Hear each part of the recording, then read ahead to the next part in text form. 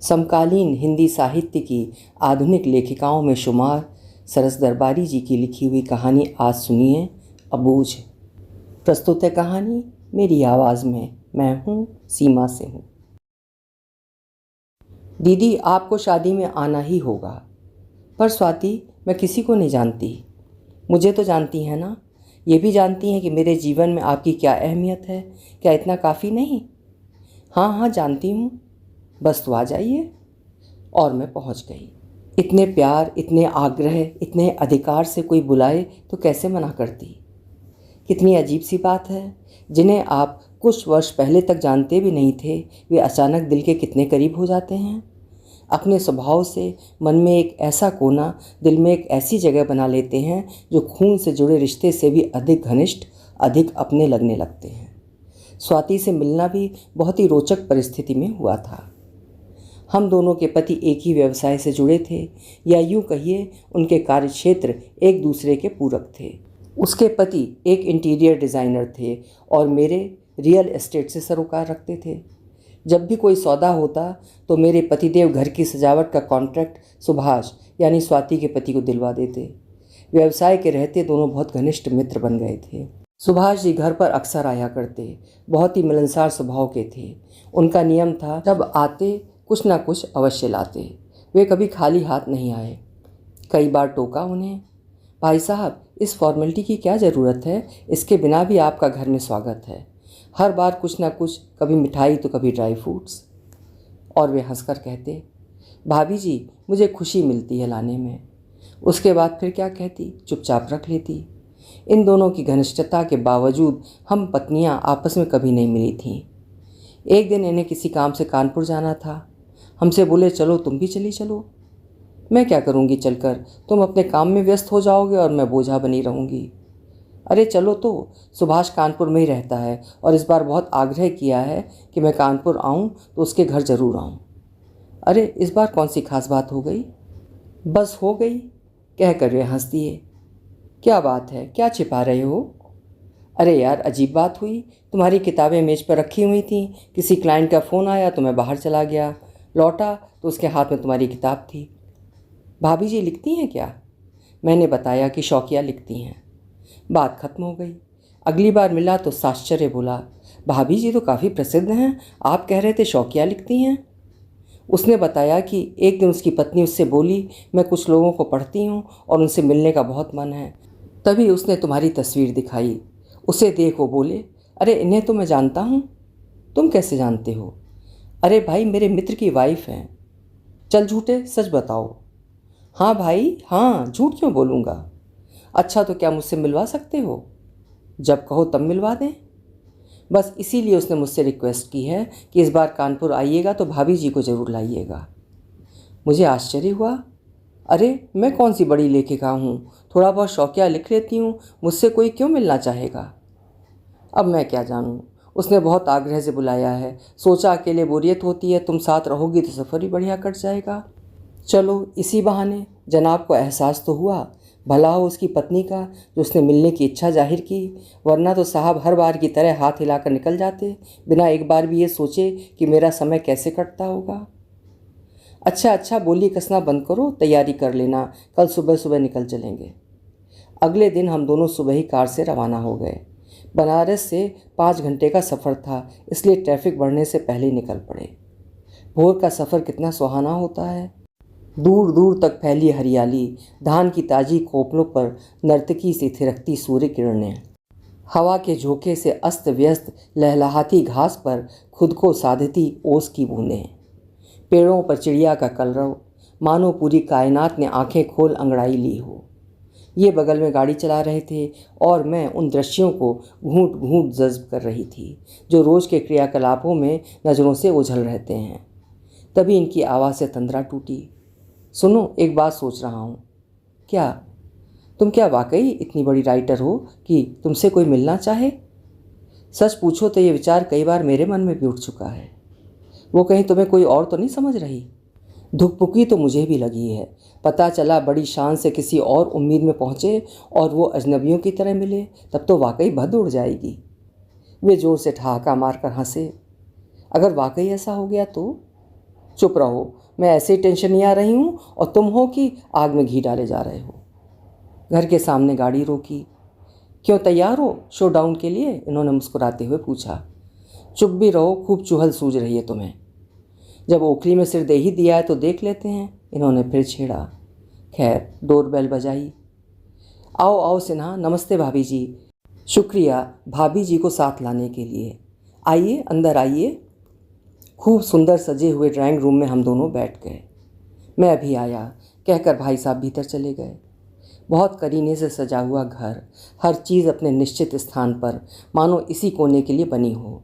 घर की सज्जा से जाहिर हो रहा था कि एक इंटीरियर डिज़ाइनर का घर है और रख रखाव गृहिणी की सुघड़ता का परिचय दे रहा था।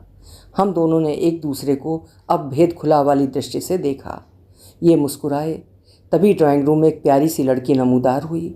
मुस्कुराहट बिखेरती, हाथ जोड़ वो इतने तपाक से मिली कि सारा संदेह एक पल में समाप्त।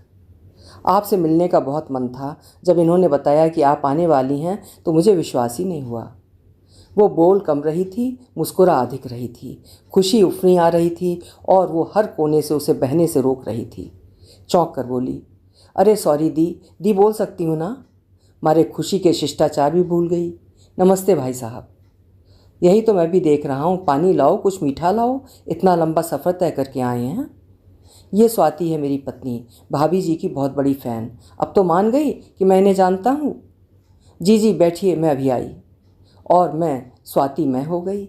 इतनी ऊर्जा, इतना आदर, सर्वथा नया अनुभव।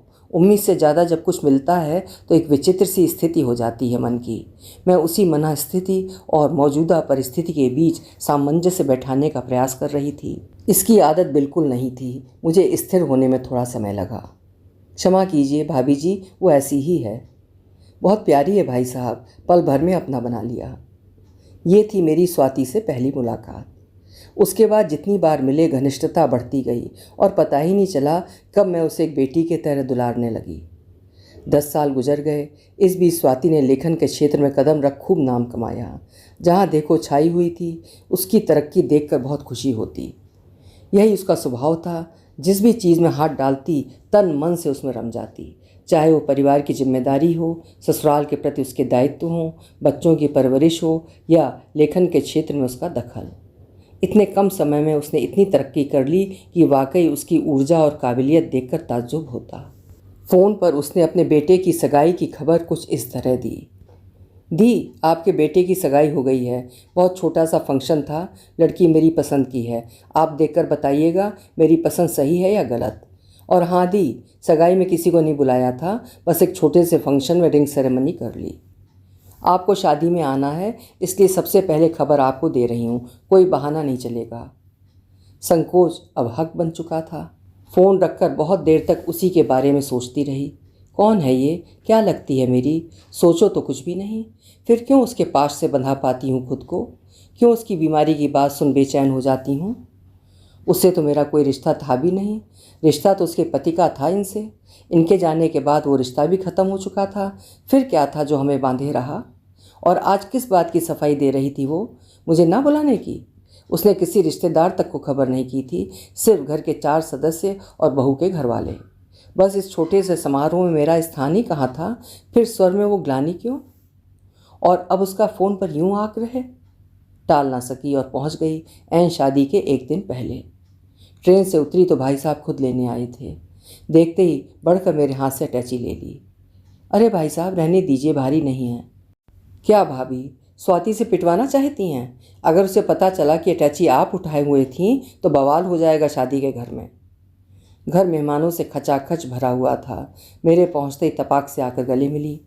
थैंक यू दी, आपने मेरी बात रख ली।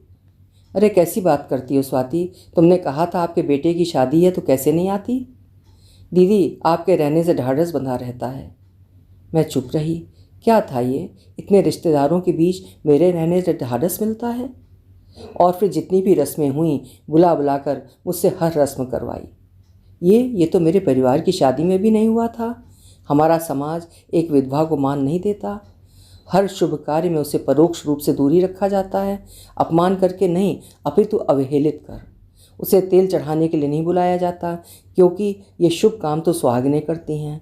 उसे मेहंदी नहीं लगाई जाती क्योंकि वो अधिकार तो खो चुकी होती है। मैं आदी हो चुकी थी उसकी। इनके जाने के बाद परिवार में 2 विवाह हुए। मैं घर की सबसे बड़ी बहू थी, पर मुझे किसी ने नहीं पुकारा। मुझसे छोटी बहुएं तेल और हल्दी चढ़ा नेग लेकर किनारे बैठ गईं। मैं वहाँ होकर भी नहीं थी, घर की बड़ी बुजुर्गों के बीच बैठी रही। वो तो मेरा अपना परिवार था, मेरा ससुराल, वो सभी मेरे अपने जो कभी सिर आंखों पर बैठाए रखते थे, पर किसी ने मेरी सुध नहीं ली।